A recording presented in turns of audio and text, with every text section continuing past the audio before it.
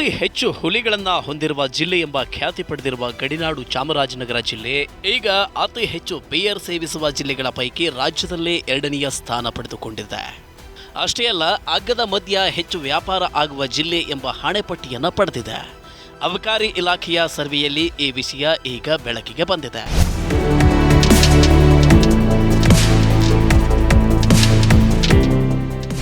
2022 ಹಾಗೂ 2023ನೇ ಸಾಲಿನ ಅಂಕಿಅಂಶಗಳನ್ನು ನೋಡಿದರೆ ಈ ಬಾರಿ 78,658 ಬಾಕ್ಸ್ ಬಿಯರ್ ಹೆಚ್ಚಾಗಿ ಸೇಲ್ ಆಗಿದೆ.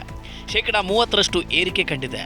ರಾಜ್ಯದಲ್ಲಿ ಅತಿ ಹೆಚ್ಚು ಬಿಯರ್ ಸೇವಿಸುವ ಜಿಲ್ಲೆ ತುಮಕೂರು. ಚಾಮರಾಜನಗರಕ್ಕೆ ರಾಜ್ಯದಲ್ಲಿಯೇ 2ನೇ ಸ್ಥಾನ ಲಭಿಸಿದೆ.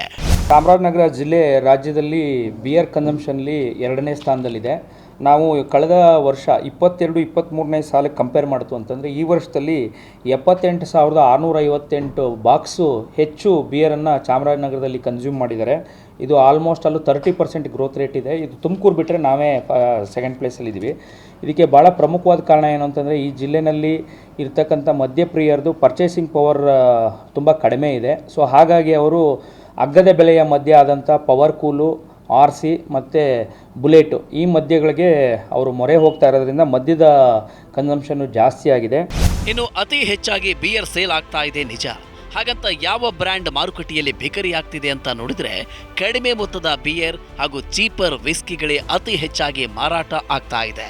ಇದಕ್ಕೆ ಕಾರಣ ಜಿಲ್ಲೆಯಲ್ಲಿ ಅತಿ ಹೆಚ್ಚಿನ ಶ್ರಮಿಕ ವರ್ಗ ಇರೋದು. ಹೌದೌದು. ಎಸ್ಪೆಷಲಿ ಬಿಯರು ಏನಕ್ಕೆ ಇಷ್ಟೊಂದು ಆಗಿದೆ ಅಂತಂತಂದರೆ ಈ ಜಿಲ್ಲೆನಲ್ಲಿ ಸ್ವಲ್ಪ ಶ್ರಮಿಕರು ಮತ್ತು ಇಂಡಸ್ಟ್ರಿಗಳಷ್ಟಿಲ್ಲ, ಎಲ್ಲ ಅಗ್ರಿಕಲ್ಚರಲ್ ವರ್ಕರ್ಸ್ ಇರೋದ್ರಿಂದ ಅವ್ರಿಗೆ ಏನು ವೇಜಸ್ಸು ಕಡಿಮೆ ಇದೆ. ಸೊ ಹಾಗಾಗಿ ಚೀಪ್ ಬಿಯರ್ ಇದೆಯಲ್ಲ ಅದನ್ನು ಜಾಸ್ತಿ ಕನ್ಸ್ಯೂಮ್ ಮಾಡ್ತಾ ಇದ್ದಾರೆ.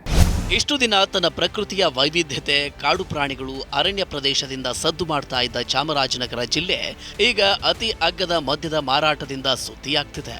ರಾಜ್ಯದಲ್ಲೇ ಅತಿ ಹೆಚ್ಚು ಅಗ್ಗದ ಮದ್ಯ ಸೇವಿಸುವ 2ನೇ ಜಿಲ್ಲೆಯಾಗಿ ಹೊರಹೊಮ್ಮಿದ್ದು ಎಲ್ಲರ ಹುಬ್ಬೇರಿಸುವಂತೆ ಮಾಡಿದೆ.